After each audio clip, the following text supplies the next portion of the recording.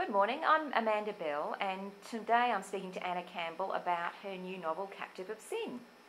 Anna, tell me about the storyline of your latest novel.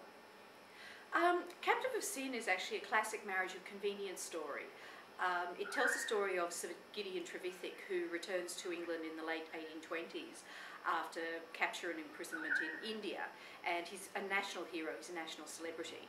And unfortunately, he's haunted by the ghosts of actually what's happened to him, and he's tortured by survivor guilt and what we today would call post-traumatic stress syndrome, but of course they didn't call it that in the Regency. On his way back to his Cornish estate, he runs in a stable, he stumbles across a runaway heiress, Lady Charis Weston. And because he's so recently been a victim of violence and oppression himself, he actually pledges himself to look after her. Now, little does he know that this is actually going to lead to an elopement to Jersey, and a marriage of convenience, and a passionate love that's going to last him for the rest of his life. But unfortunately, they need to go through quite a bit before they get their happy ending, poor old Charis and Gideon. So. It sounds like a very interesting period of history. You would have had to do quite a bit of research about that. I did actually. My original idea for it was that the book Gideon's backstory would be set in Central Asia.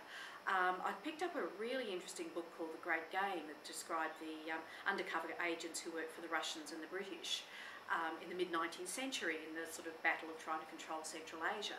And got absolutely fascinated by these people, because really they were Indiana Jones types, absolutely fascinating, and very dashing, very brave, scholar warrior types, which I think is a very interesting archetype, and Gideon is definitely what I'd call a scholar warrior.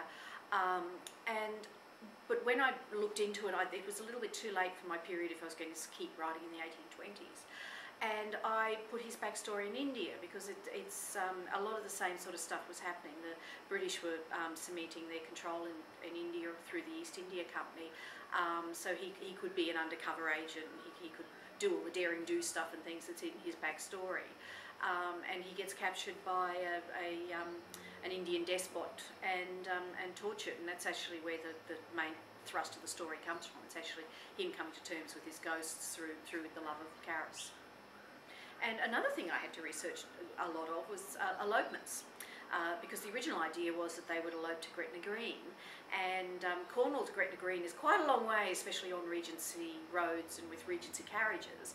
And a chance comment on a blog alerted me that the Channel Islands in between France and England were a place where people elope to as well. And I actually had trouble getting information on this, and I ended up having to contract a library in Jersey, and they were really helpful. But what was great about that is that there's actually a strand of dashing pirates and things like that in the story, and so putting Gideon behind the wheel of a boat was a very good move.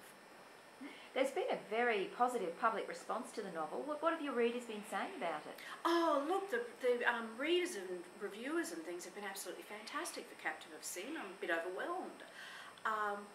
Romantic Times gave it a top pick and 4.5 stars, and a Knight in Shining Silver Award, which Gideon very much deserved, I have to say.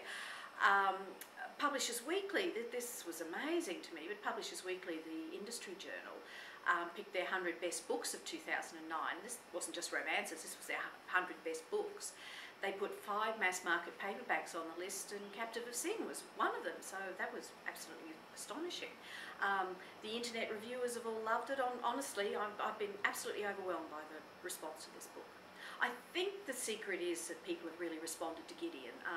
He's a tortured hero, he's such a man of honour, he's a knight in shining armour. He goes through such a hard time, and I think people have really, really responded to him as a hero.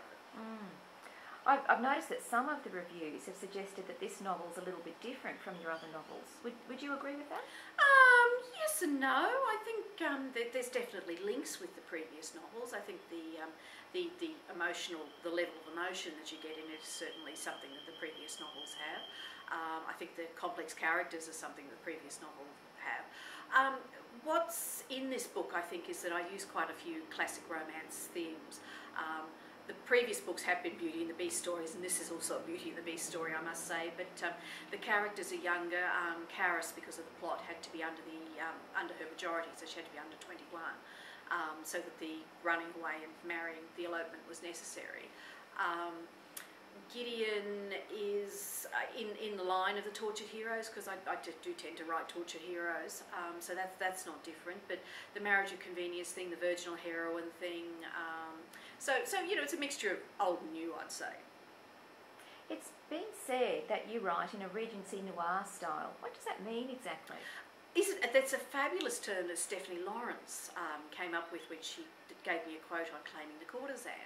And I've spoken to her since, and she said she was trying to come up with something that described the sort of voice she was reading in Claiming the Courtesan. And, you know, it was dark, it was emotional, it was edgy, it was sort of taking on challenging subjects.